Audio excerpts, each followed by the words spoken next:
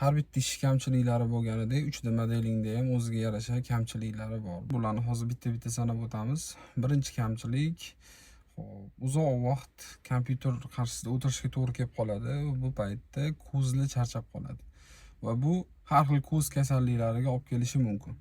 Hop, ikkinchi kamchilik bu harakatsiz ish bo'lganligi sababli ortiqcha vazn yig'ish muammosi bo'lishi mumkin. Bu ham har xil kasalliklarni keltirib chiqarishi mumkin. Uchinchisi bu nazoratsiz ishlash tizimi. Bu aslida yaxshi tomoni ham bu ishni, chunki hech kim sizni tepangizda turmagandan keyin maza qilib ishlaysiz.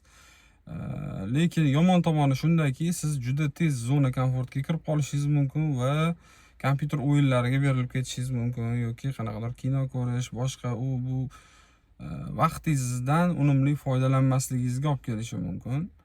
Bu kamchiliklarni bartaraf qilish mumkinmi degan savol tug'iladi. Albatta mumkin. Har 20 daqiqada monitordan turgan holatda, kompyuterga qaramagan holatda har xil ko'z mashqlarini bajarish va derazani ochib uzoqqa, yaqinga qarash mashqlari bor. O'sha mashqlarni bajarib turilsa, xudo xolasa, ancha ko'zga zarari kam bo'ladi. Ikkinchi masalaga o'tadigan bo'lsak, bu yerda albatta sog'lom ovqatlanish va har kunlik sport juda katta rol o'ynaydi.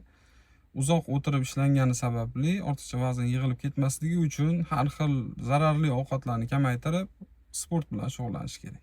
Uchinchi holatni bartaraf qilish faqat o'zingizda qolgan gap bo'ladi. Bu hayotingizni qanaqa tizimlashtirishingizga bog'liq.